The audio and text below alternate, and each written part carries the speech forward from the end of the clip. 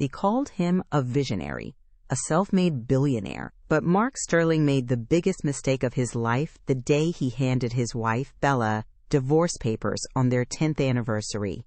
He thought she was just a quiet, supportive housewife with a humble background. He thought he could strip her of every penny and leave her with nothing but the clothes on her back. He was wrong. Dead wrong. Mark didn't know that the mechanic father Bella visited every Sunday wasn't fixing cars. He was fixing the global economy.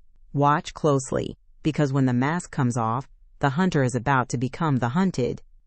The chandeliers inside Le Bernardin in Midtown Manhattan shimmered like suspended diamonds, casting a soft, golden glow over the untouched plate of scallops in front of Bella Sterling. It was their 10th wedding anniversary. She had spent 3 weeks coordinating with Mark's assistant to clear his schedule for this single evening, yet the chair opposite her remained empty. She checked her Cartier tank watch, a gift from Mark 3 years ago, or rather, a gift from his personal shopper.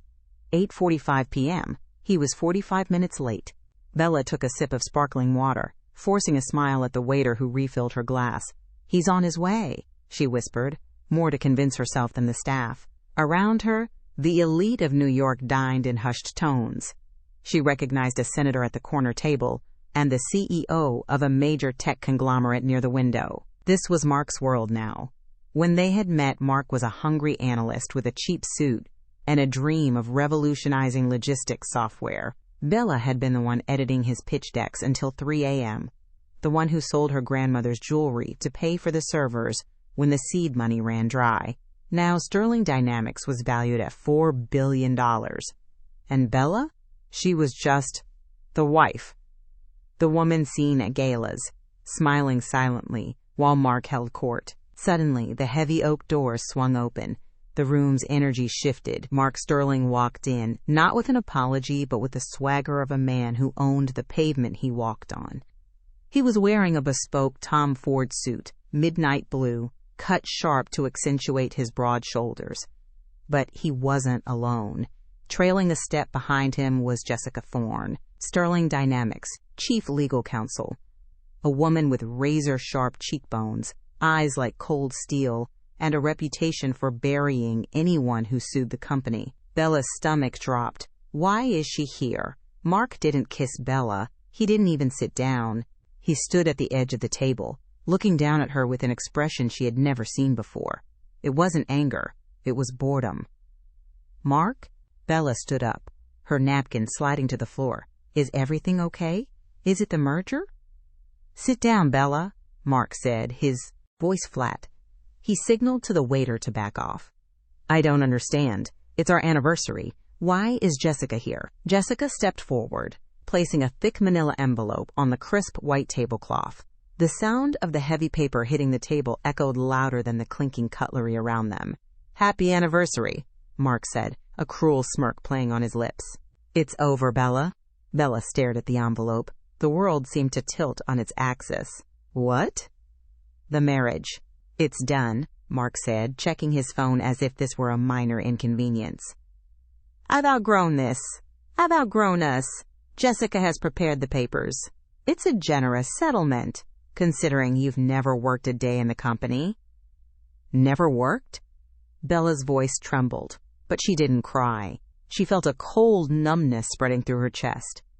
"Mark, I built the original code structure with you in our basement. I managed the accounts for 5 years." "You were a glorified secretary, Bella," Jessica interjected, her voice dripping with condescension. "And legally, your name isn't on any of the patents. We've checked thoroughly." Bella looked from Jessica to Mark. The betrayal wasn't just in the divorce. It was the public humiliation. He was doing this here, in one of the most expensive restaurants in the city, to show her he had absolutely no fear of her reaction. "There's a townhouse in Jersey," Mark continued, "and a monthly stipend of $5,000 for 2 years. You sign tonight, and you get that. You fight me, and Jessica will bury you in litigation until you can't afford a loaf of bread." "Jersey?" Bella whispered. "Mark, this is my home. Our children." "We don't have children, thank God." Mark laughed harshly. "Imagine the mess." "Look, Bella, let's be real. You're a simple girl. Your dad, fixes Toyotas in a garage in Queens. You were never meant for this life. I lifted you up, and now I'm putting you back down where you belong." The mention of her father made Bella's eyes narrow. The sadness evaporated, replaced by a spark of something dangerous. Mark didn't know. In 10 years, he had never bothered to visit her father's garage. He had never asked why her father declined every invitation to the Hamptons. He just assumed. "You think I'm simple," Bella said softly. Her voice was steady now. "I think you're ordinary," Mark sneered, leaning in close. "And I am exceptional. I need a partner who matches my altitude. Jessica and I, we understand power." Jessica smirked, resting a hand possessively on Mark's arm. "Sign the papers, honey. Don't make this ugly. You can't win against Sterling Dynamics. We have judges on speed dial." Bella looked at the envelope, then back at Mark. She slowly reached out, picked up the envelope, and stood up. She didn't open it. She didn't scream. She simply looked Mark in the eye. "You're right, Mark," she said, her voice carrying a strange, calm authority that made the senator at the nearby table glance over. "I don't fit in your world." She picked up her purse, a vintage piece that was far more valuable than Mark realized. "But you're wrong about one thing," she added. "Oh, and what's that?" Mark asked, checking his Rolex. "You didn't lift me up," Bella said, turning to walk away. "You were standing on my shoulders." "Walk away, Bella," Mark called after her, laughing as heads turned. "Go back to the garage. I'll have your things sent in a box." Bella walked out of Le Bernardin with her head high. She didn't cry until she was in the back seat of the black sedan waiting for her around the corner. But it wasn't an Uber. It was a Maybach. The driver, a massive man with a scar running down his cheek, looked in the rearview mirror. "To the apartment, Mrs. Sterling?" "No, Arthur," Bella said, wiping a single tear from her cheek. She pulled her phone out and dialed a number she hadn't used for business in a decade. "Take me to Teterboro Airport and call my father." "Is it an emergency?" Arthur asked, his eyes darkening. "Yes," Bella said, staring out at the passing lights of the city she was about to burn to the ground. "Mark just declared war. Tell Daddy to fuel up the jet. We're going to Zurich." The flight to Zurich was silent. Bella sat in the cream-colored leather seat of the Gulfstream G650, staring at the clouds below. She held a glass of whiskey, neat, a habit she picked up from her father, not her husband. Mark drank champagne. He liked the bubbles, the show. Her father drank whiskey because it was grounded, harsh, and real. She looked at the divorce papers lying on the table. She had finally read them. It was worse than she thought. Mark had hidden assets. He had moved the intellectual property of their flagship product, Project Ether, into a shell company in the Caymans to ensure it wasn't considered a marital asset. It was fraud, clear as day, but he had covered his tracks well. Or so he thought. The plane touched down in Zurich just as the sun was rising over the Alps. 2 black Range Rovers were waiting on the tarmac. No customs, no lines. When you were a Vance, borders were merely suggestions. They drove for an hour into the mountains, pulling up to a massive estate that looked more like a fortress than a home. Chateau de Vance. Bella walked through the heavy wooden doors. The air inside smelled of old books and pine. Sitting by the fireplace in a worn leather armchair was a man who looked nothing like the mechanic Mark had mocked. Victor Vance was 70 years old, but he looked 50. He wore a simple wool sweater and corduroys, but the Patek Philippe on his wrist was worth more than Mark's Ferrari. He was reading the Financial Times, the print edition, flown in daily. "Bella?" he said, not looking up. "You're early. I thought you were tolerating that peacock for another year." "He served me papers, Dad?" Bella said, dropping her bag on the floor. Victor finally looked up. His eyes were icy blue, sharp enough to cut glass. He took off his reading glasses and folded them slowly. "He served you?" Victor asked, a low rumble in his voice. "Did he now?" "On our anniversary, at Le Bernardin, with his mistress present." Bella listed the offenses, her voice cracking slightly on the last part. He offered me a townhouse in Jersey and $5,000 a month. He called you a mechanic. Victor chuckled, but there was no humor in it. It was a terrifying sound. He stood up and walked over to a massive globe in the corner of the room. Technically, I do fix things, Victor said, spinning the globe. I fixed the Greek debt crisis in 2012. I fixed the supply chain collapse for the automotive industry in 21. I suppose mechanic isn't entirely inaccurate. He turned to face his daughter. Does he know? No. Bella shook her head. I kept my promise. I wanted to be loved for me, not for the Vance capital. I told him you owned a repair shop in Queens. He never checked. He never cared to check. Arrogance is a blinding light, Victor mused. He walked over to his desk and pressed a button on the intercom. Get me the Black Ledger, and get the legal team in London on a secure line. Wake them up if you have to. What are you going to do?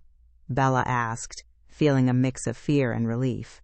Mark Sterling thinks he runs Sterling Dynamics, Victor said, pouring 2 glasses of whiskey.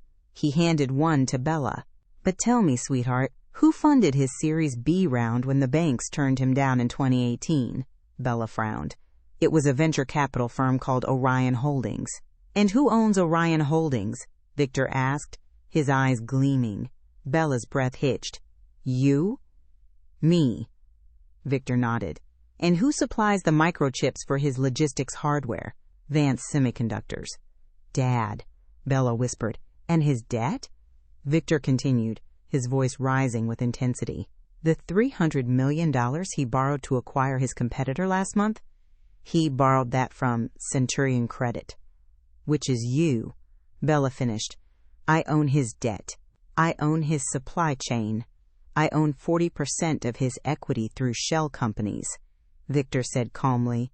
I let him play king because you loved him. I let him pretend he was a genius because it made you happy. But if he wants to treat my daughter like a disposable accessory... Victor took a sip of his drink and smashed the glass into the fireplace. The sound was like a gunshot. Then I will remind him that he is merely a tenant in a world that I built. Victor walked over to Bella and placed his hands on her shoulders. He wants a divorce? Fine. He wants a war? Better. But we don't just win, Bella. We dismantle. We don't just leave him broke. We leave him with a story no one will believe. He has a lawyer, Bella warned. Jessica Thorne. She's ruthless. Jessica Thorne? Victor mused, pulling out his phone. Is that the Thorne whose father was disbarred for embezzlement in 2005? The one who barely passed the bar exam on her 3rd try? I think I have her student loan debt in a portfolio somewhere. He dialed a number. Prepare the jet for New York, Victor commanded into the phone, and call the board of directors of Sterling Dynamics. Tell them the chairman is calling an emergency meeting. Yes, the real chairman. He hung up and looked at Bella. Go change, my dear. Put on something sharp, something expensive. The mechanic is coming to dinner. 3 days later, Mark Sterling was standing at the floor-to-ceiling window of his corner office on the 45th floor of the Hudson Yards Tower. The view of the Hudson River was spectacular, a testament to his dominion over the city. Champagne? Jessica asked, walking up behind him. She was wearing a crimson dress that screamed power. In the 3 days since the dinner at Le Bernardin, she had essentially moved into his office. Not yet, Mark said, adjusting his cufflinks. I want to wait until the market closes. The stock is up 4% just on the rumors of the restructuring, which is corporate speak for me dumping Bella. Jessica laughed, a sharp, brittle sound. You're terrible. But yes, the market loves a bachelor CEO. It implies focus, no distractions. And once we secure the Series C funding from Orion Holdings, you'll be untouchable. Mark turned around, grinning. Orion has been silent for a week, but they'll sign. They've poured too much money into us to back out now. I'm the golden goose. The intercom buzzed. It was his executive assistant, Sarah. Her voice sounded shaky, breathless. Mr. Sterling, you need to come to the main conference room. Now. Mark frowned, pressing the button. Sarah, I have a massage scheduled in 20 minutes. What is it? It's the board, sir. All of them. They're here. Mark looked at Jessica. I didn't call a board meeting. Neither did I, Jessica said, her eyes narrowing. Maybe they heard about the divorce and got skittish. We need to go calm them down. Mark buttoned his jacket, checking his reflection one last time. Relax. They're a bunch of old men who need me to make them rich. I'll handle them. They walked down the glass corridor, heels clicking rhythmically on the marble. Mark threw open the double doors of the conference room with his usual flair. Gentlemen, Mark boomed, walking toward the head of the table. To what do I owe this surprise? I was under the impression we met quarterly, not whenever you felt like... He stopped. The head of the table wasn't empty. Sitting in Mark's chair, a custom ergonomic leather chair he had imported from Italy, was Victor Vance, the mechanic from Queens. Victor was wearing a suit that made Mark's Tom Ford look like it came off a rack at a discount store. It was a charcoal three-piece, perfectly tailored. On the table in front of him sat a single file folder and a glass of water. To Victor's right sat Bella. She wasn't wearing the floral dresses Mark usually bought for her. She was wearing a structured white blazer and black trousers, her hair pulled back in a severe, elegant bun. She looked like a CEO. She looked like a stranger. You're in my seat, Mark said, his voice dropping an octave. Confusion warred with anger. And what is he doing here? Security! Sit down, Mark, said heavy-set man halfway down the table. It was Archibald Grayson, the longest-serving board member. Security isn't coming for them. They're coming for you if you don't lower your voice. Excuse me? Mark looked around the room. The 12 board members, men and women he had charmed, bullied, and dazzled for years, refused to meet his eyes. This is a closed meeting, Jessica snapped, stepping forward. Mr. Vance is a civilian. He has no business here. Bella, this is pathetic. Bringing your daddy to fight your battles? Victor didn't look at Jessica. He didn't even blink. He simply turned a page in the file folder. Mr. Grayson, Victor said, his voice calm but filling the room. Please read the minutes of the emergency motion regarding shareholder supremacy. Grayson cleared his throat nervously. As of 9 a.m. this morning, Orion Holdings has exercised its convertible notes. They have converted their debt into equity. Mark laughed nervously. So? Orion is a passive investor. They have non-voting shares. Correction, Victor said, finally looking at Mark. Orion had non-voting shares. But under the clause in your loan agreement, Section 4, Paragraph B, if the company's debt-to-equity ratio shifts unfavorably due to mismanagement or executive volatility, the lender has the right to convert to Class A voting stock. Executive volatility? Mark sputtered. I'm the most stable CEO in the tech sector. You served divorce papers to your wife in a public setting 3 days ago, Victor said, creating a PR risk.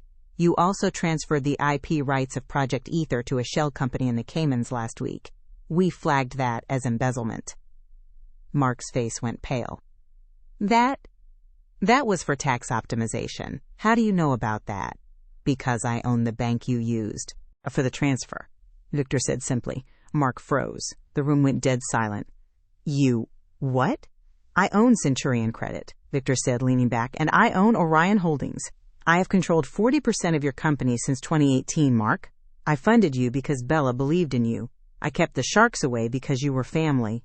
Victor stood up. He wasn't a tall man, but in that moment he seemed 10 feet tall. But you are no longer family, which means I am no longer a benevolent silent partner. I am now the majority shareholder of Sterling Dynamics, and I am calling this meeting to order. Mark looked at Bella. She was staring at him with a look of profound pity. You knew, Mark whispered. You knew he was this? I told you he fixed things, Bella said softly. You just assumed he fixed cars.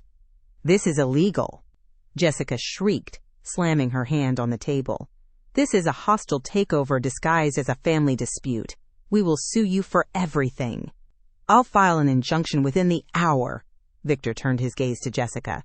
It was the look A lion gives a yapping dog before snapping its neck. Miss Thorne, Victor said, I wouldn't be so hasty to file legal documents, especially since the Bar Association is currently reviewing your application for renewal. Jessica blinked. What? Part 4.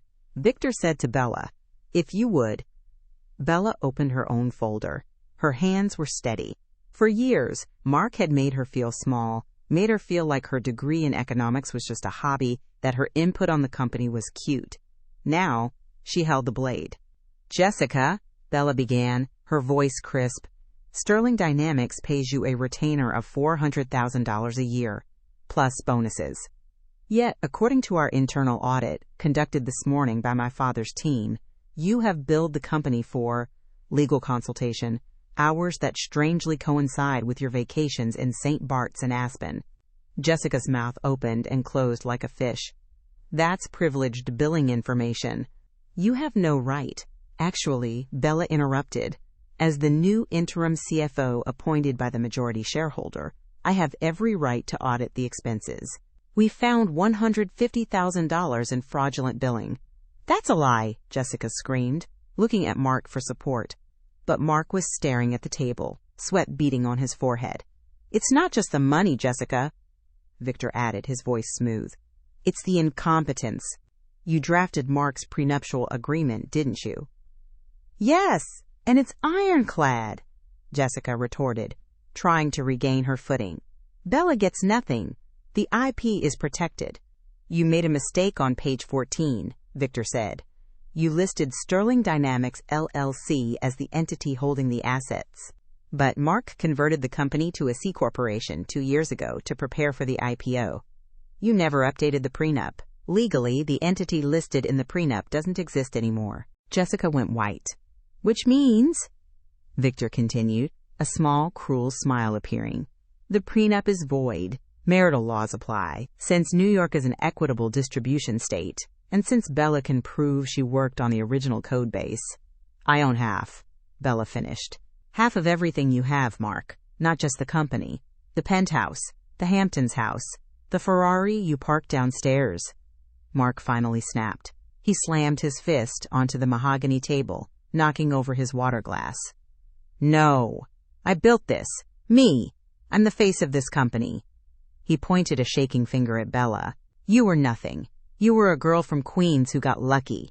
And you, Bella stood up, matching his intensity, were a boy with a PowerPoint presentation who couldn't get a loan until my father wrote a check. You talk about being self-made, Mark? You're a product we invested in. And the investment has failed. Security, Victor said calmly. The doors opened. But it wasn't the building security Mark knew. It was 4 men in dark suits, private contractors. Mark Sterling, Victor announced, addressing the board. I am putting forth a motion to remove Mr. Sterling as CEO, effective immediately, pending an investigation into the embezzlement of the Project Ether IP and the fraudulent transfer of assets to the Cayman Islands. Seconded. Archibald Grayson said immediately, not looking at Mark. All in favor? Victor asked. 12 hands went up. Every single board member. They knew where the money came from. They knew who the real king was. You can't do this, Mark whispered, backing away as the security guards approached him. I am Sterling Dynamics. Not anymore, Bella said. She reached into her bag and pulled out a small metallic object. It was his company key card. She slid it across the table. You're trespassing, Mark. Mark looked at Jessica, desperate for a lifeline. Do something. You're the lawyer. Jessica stepped away from him, clutching her purse. I need to go check the files. I'll call you. She turned and practically ran out of the room, leaving him alone. Take him out, Victor commanded. 2 of the guards grabbed Mark by the arms. He struggled, his dignity shattering in real time. Bella, wait, we can talk about this, Mark shouted as they dragged him toward the door. Baby, please. It was just stress. I didn't mean it. Bella watched him go. She didn't feel triumph. She felt a heavy, exhausting finality. When the doors closed, the silence in the room was deafening. Victor stood up and adjusted his jacket. Gentlemen, thank you for your cooperation. My daughter will be acting as interim CEO until we find a suitable replacement. Or perhaps, he looked at Bella with pride, she will simply keep the job. She wrote the original code after all. The board members nodded enthusiastically, suddenly terrified of the woman they had ignored for a decade. Meeting adjourned, Victor said. As they walked out of the conference room, Bella felt her legs trembling. She leaned against the wall in the hallway. Are you okay? Victor asked, his voice softening to the tone of a father again. I just destroyed his life, Bella whispered. No, Victor corrected her. He destroyed it. You just turned on the light so everyone could see the wreckage. What happens now? Bella asked. Now? Victor checked his watch. Now we go to part 2 of the plan. Mark is desperate. He has no job, no access to his accounts. I froze them 10 minutes ago, and his lawyer just abandoned him. He's going to do something stupid. Stupid like what? He's going to try to sell Project Ether to the competition before we can claw it back, Victor said darkly. He thinks he still has the encryption keys. Does he? He has the keys, Bella said, a small smile returning to her face. But I changed the locks this morning while he was getting his coffee. Victor laughed. That's my girl, but we need to make sure he doesn't run. We need to squeeze him until he confesses everything to the SEC. We need him to face prison time, Bella. Embezzlement is no joke. I don't want him in prison, Bella said. I want him to understand. Understand what? That he was never the smart one. Victor nodded. Then we have one more stop. The charity gala tonight. He'll be there. He has to be. It's the only place left where he can pretend he's still a king, and that is where we take his crown for good. Mark Sterling sat on the edge of the bed in a suite at the St. Regis. It wasn't the presidential suite he usually booked. It was a standard room, paid for with the one credit card that hadn't been declined yet, his emergency corporate card, which he knew would be cut off by morning. He had spent the last 3 hours frantically typing on his laptop, trying to access the offshore accounts in the Cayman Islands. Access denied. Please contact administrator. The red text blinked on the screen, mocking him. Damn it! Mark screamed, throwing a crystal tumbler against the wall. It didn't shatter, it just bounced with a dull thud, landing on the carpet. A perfect metaphor for his day. He picked up his phone and dialed Jessica Thorne for the 15th time. The number you have reached is no longer in service. She had burned the phone. The woman who had whispered promises of power and eternal loyalty in his ear just 72 hours ago had vanished the moment the ship started taking on water. Mark was alone. But he wasn't beaten. Not yet. Mark's mind raced, fueled by panic and narcissism. He still had the ace in the hole, Project Ether, the source code for the revolutionary logistics AI. He had downloaded it onto an external hard drive before the board meeting. Even if he couldn't access the shell company, he had the raw data. He could sell it. There was a man named Julian Frost, the CEO of Omnicorp, Sterling Dynamics' biggest rival.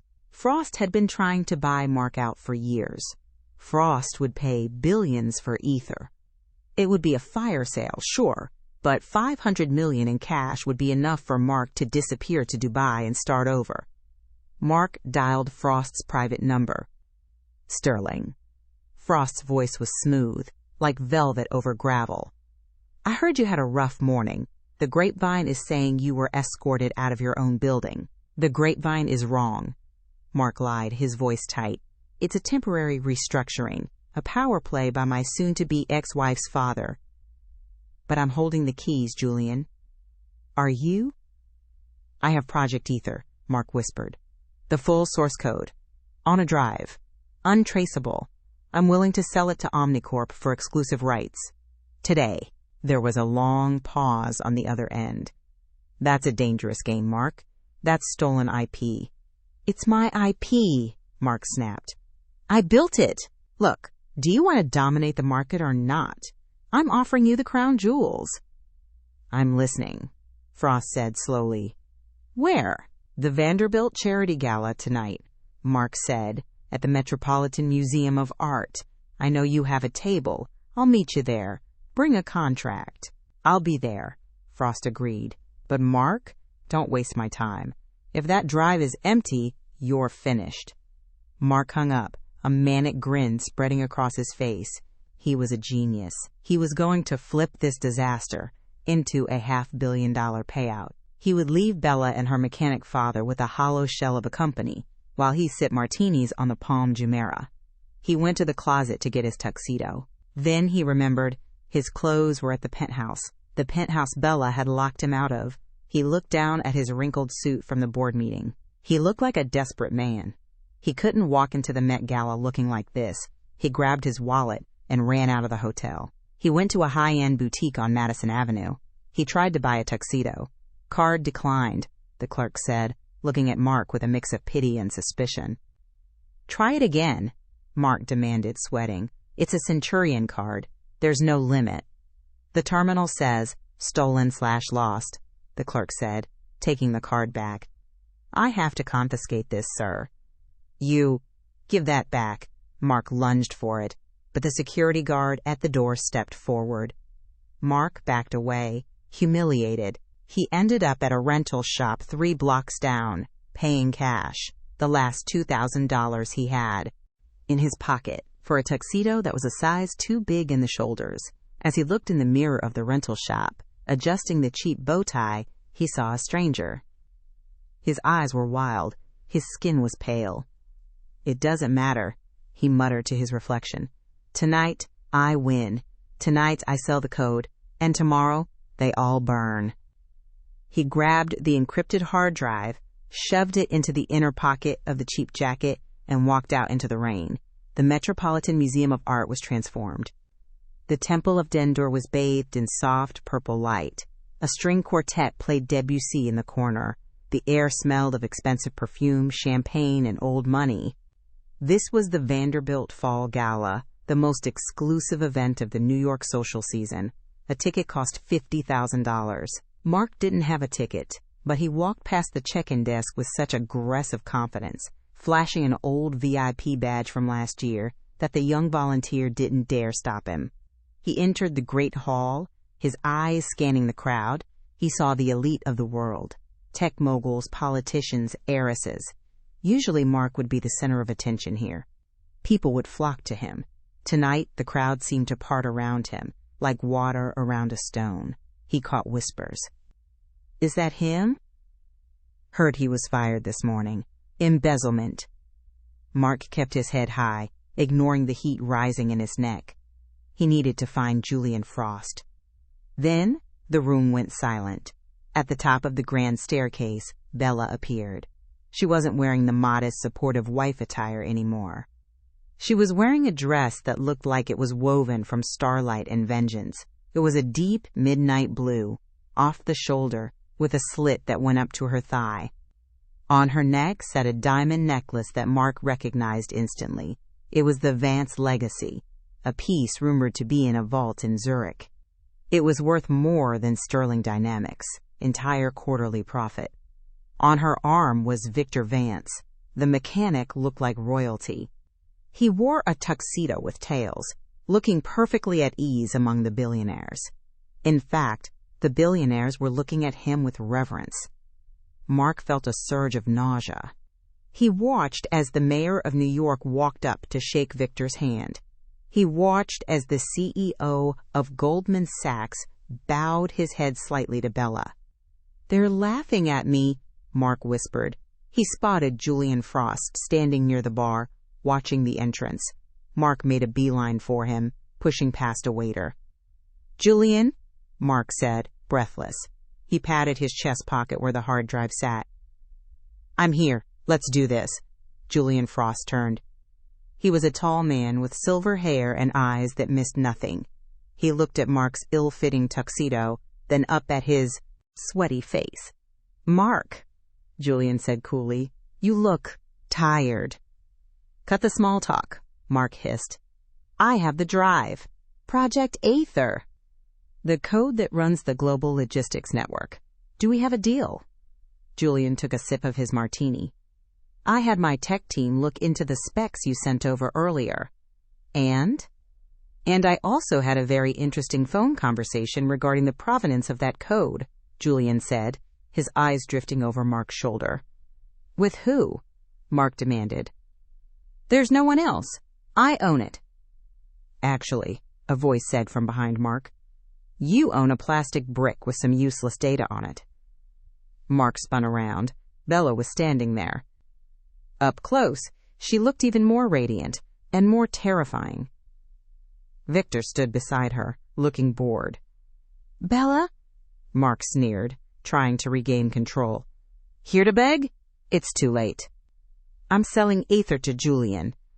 Sterling Dynamics is going to be worthless by morning. Bella smiled. It was a genuine smile, which scared him more than her anger. Go ahead, Mark, she said softly. Give it to him, plug it in. Mark pulled the hard drive out. You think I'm bluffing? Julian, do you have a tablet? Julian signaled an assistant, who produced a Surface Pro. Mark plugged the drive in with trembling hands. He typed in his encryption password. Password accepted. See? Mark laughed triumphantly. It's all here. He clicked on the folder labeled Source Code. The folder opened. Inside there was a single file. A video file. Labeled happy_anniversary_mark.mp4. Mark froze. What is this? Play it, Victor suggested. Mark clicked play. The video opened. It was footage from a security camera. It showed Mark's office computer screen. On the screen, lines of code were being deleted, line by line, and replaced with gibberish. The camera zoomed out to show the person sitting at the computer. It was Bella. I wrote the code, Mark, Bella said, her voice cutting through the noise of the gala. Did you really think I didn't leave a back door? A kill switch? The moment you served me those papers, I remotely wiped the local drives and the backups. The version you have on that drive? I corrupted it 3 days ago. Mark stared at the screen. You deleted it? That's billions of dollars. No, Bella corrected him. I didn't delete it. I moved it to a secure server that only responds to my biometric signature. She turned to Julian Frost. Julian? She said warmly. Thank you for stalling him. Julian nodded respectfully. A pleasure, Ms. Vance. And may I say, the new licensing agreement your father proposed for Project Aether is very generous. Omnicorp is happy to be a partner with the new Sterling Dynamics. Mark looked between them. You're working together? Business is business, Mark, Julian shrugged. Victor Vance owns the bank that holds my mortgage. When he calls, I answer. Mark felt the room spinning. He had walked into a trap. He had tried to sell stolen goods to a man who was already on the payroll of his enemy. This isn't over, Mark snarled, his voice rising, attracting attention. I am Mark Sterling. I built this city. You can't just erase me. Mr. Sterling? 2 men in dark windbreakers pushed through the crowd. They weren't museum security. They had earpieces and badges on their belts. I'm Special Agent Miller, FBI, White Collar Crimes Division, the lead agent said. Mark took a step back, bumping into a waiter. A tray of champagne crashed to the floor. The music stopped. The entire gala turned to look. We have a warrant for your arrest, Agent Miller said, his voice carrying in the sudden silence. Charges include wire fraud, embezzlement, corporate espionage, and attempting to sell stolen intellectual property. No, Mark stammered. No, this is a mistake. My wife, she's framing me. We have the bank records from the Cayman Islands, Mr. Sterling, the agent said, pulling out handcuffs. And we have a witness who has agreed to testify against you regarding the fraudulent accounting practices. Mark looked around wildly. Who? Who betrayed me? From behind the FBI agents, Jessica Thorne stepped forward. She looked pale, but she wasn't in handcuffs. She had cut a deal. I'm sorry, Mark, Jessica said, her voice devoid of emotion. I'm not going to prison for you. I gave them everything. The fake invoices, the shell companies, everything. Mark looked at Jessica, then at Julian, and finally at Bella and Victor. Victor stepped forward, placing a hand on Mark's shoulder. He leaned in close, so only Mark could hear. "You asked for a divorce, Mark," Victor whispered. "You wanted to be free. Well, in federal prison you'll have plenty of time to be single." "Turn around, hands behind your back," the agent barked. Mark Sterling, the visionary, the billionaire, was spun around. The cold steel of the handcuffs clicked onto his wrists. As they marched him out of the Temple of Dendor, past the stunned faces of his peers, Mark locked eyes with Bella one last time. She didn't look angry. She didn't look happy. She just looked done. She raised her glass of champagne in a silent toast, and then turned her back to him to speak to the mayor. The heavy doors of the museum closed behind him, sealing his fate. 6 months had passed since the night of the Metropolitan Gala. The winter snow that had once blanketed New York City had long since melted into the grates of the subway, replaced by the humid, vibrant warmth of early summer. The city moved with its usual frenetic pace, taxis honking, pedestrians rushing, but inside the glass tower that towered over Hudson Yards, the building formerly known as the Sterling Dynamics headquarters, the rhythm had changed entirely. The sterile, fear-driven culture that Mark Sterling had cultivated like a toxic garden was gone. Under his reign, the hallways had been hushed, employees walking with their heads down, terrified of making eye contact with the C-suite glass walls. Now, the atmosphere was electric. The walls, once adorned with massive, self-aggrandizing portraits of Mark shaking hands with world leaders, were now covered in modern art, community project photos, and whiteboards filled with collaborative, chaotic ideas. The massive chrome sign in the lobby no longer read Sterling Dynamics. It had been taken down 3 months ago, replaced by a sleek, understated logo in brushed bronze, Vance & Company. Bella sat in the corner office on the 45th floor. She had completely remodeled it. The imposing, pretentious mahogany desk that Mark used to sit behind, intentionally elevated to make visitors feel small, was gone.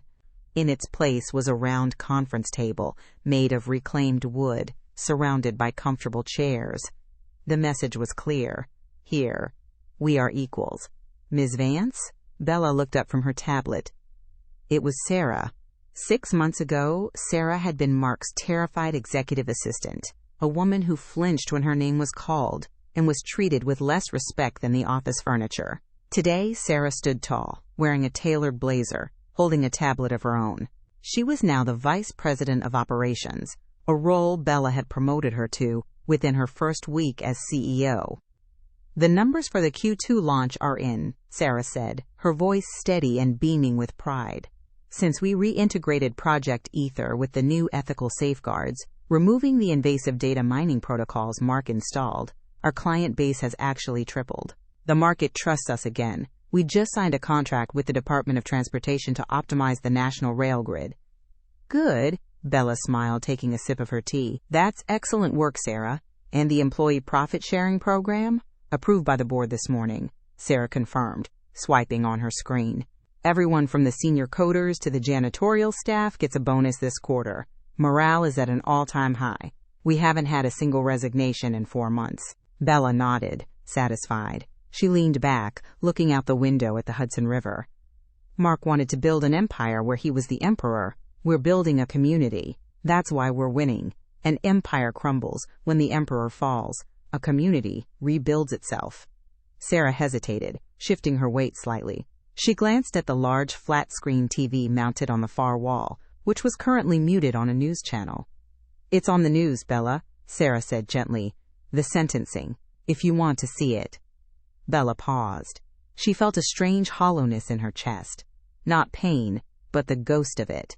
She picked up the remote and unmuted the volume. Breaking news from the Southern District of New York. Former tech mogul Mark Sterling was sentenced today to 15 years in federal prison without the possibility of parole. Sterling, once the face of New York's tech scene and a darling of Wall Street, remained silent as the verdict was read. The charges, ranging from wire fraud and massive embezzlement to corporate espionage carry a heavy penalty. The camera cut to the steps of the courthouse. A chaotic sea of reporters and flashing bulbs swarmed the exit. Mark was being led out by 2 federal marshals. He looked drastically different. The spray tan was gone, leaving his skin sallow and pale. His hair, usually coiffed to perfection, was thinning and graying at the temples. He wasn't wearing his signature midnight blue Tom Ford suit anymore. He was wearing a standard-issue orange jumpsuit, his wrists shackled to his waist. As he reached the bottom of the stairs, Mark looked up at the camera for a brief, fleeting second. In his eyes, there was no arrogance left. The sneer was gone. The seconds, visionary, was gone. There was only a profound, terrifying regret. He looked small. His defense attorney, the reporter continued, a public defender appointed after his legal team resigned en masse, stated that Mr. Sterling is remorseful and hopes to use this time to reflect on his actions. Meanwhile, his former wife, Bella Vance, who took over the company following the scandal, declined to comment. Bella watched until they shoved him into the back of the armored van. She pressed the power button, and the screen went black.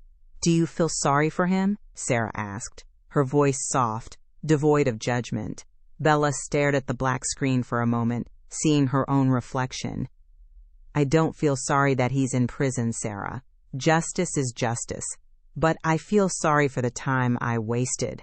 I feel sorry for the girl who sat at dinner tables for 10 years, thinking she wasn't enough, thinking she needed his light to shine. I feel sorry for her."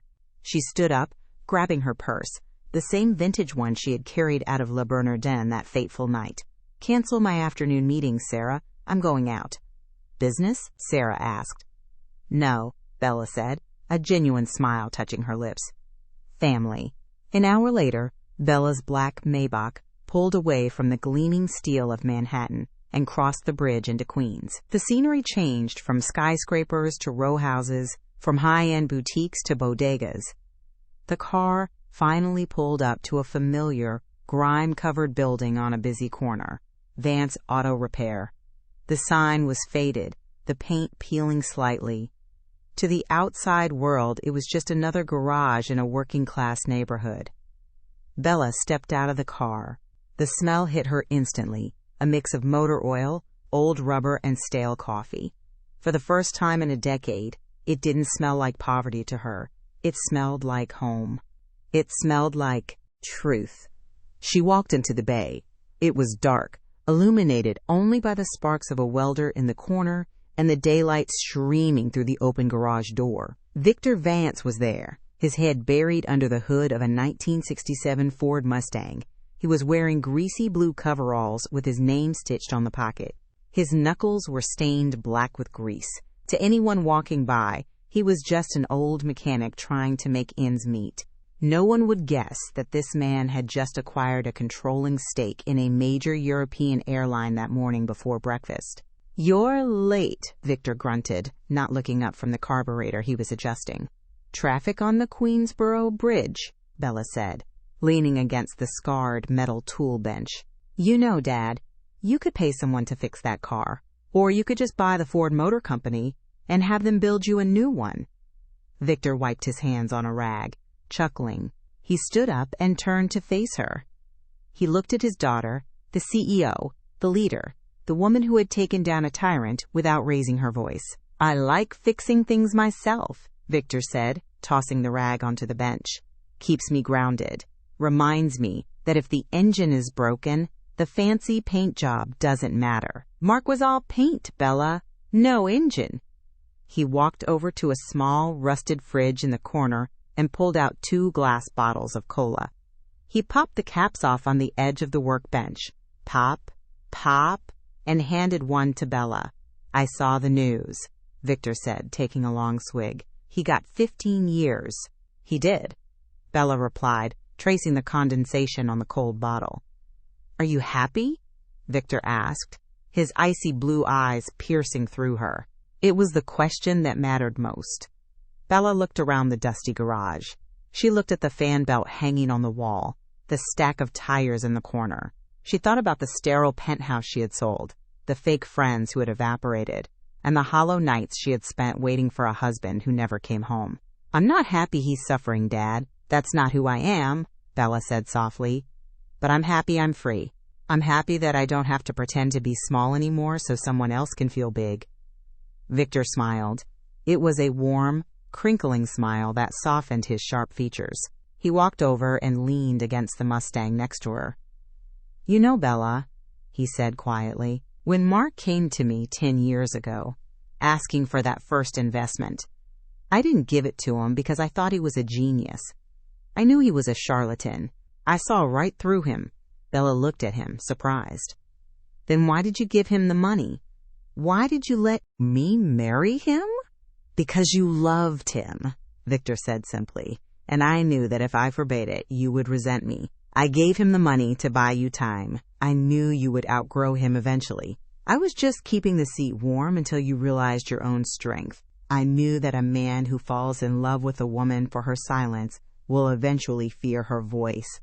He placed a heavy, comforting hand on her shoulder. "And you, my dear, have a very loud voice now." Bella felt tears prick her eyes, but she didn't let them fall. She raised her soda bottle. "To the mechanics," she said. Victor clinked his bottle against hers. "To the mechanics, the ones who know how the machine really works, and to the daughters who run the world."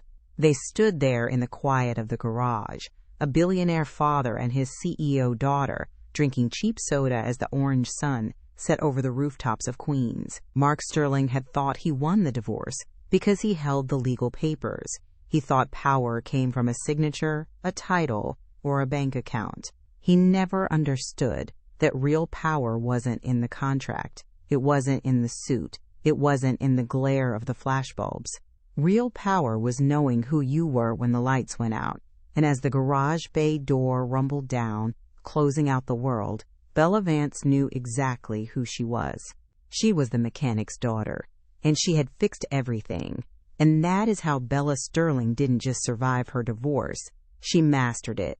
Mark made the classic mistake of confusing kindness with weakness. He thought that because Bella and her father were quiet, they were powerless. But as they proved, the loudest person in the room is usually the most fragile. Mark Sterling ended up with nothing but a prison cell and a memory of the life he threw away.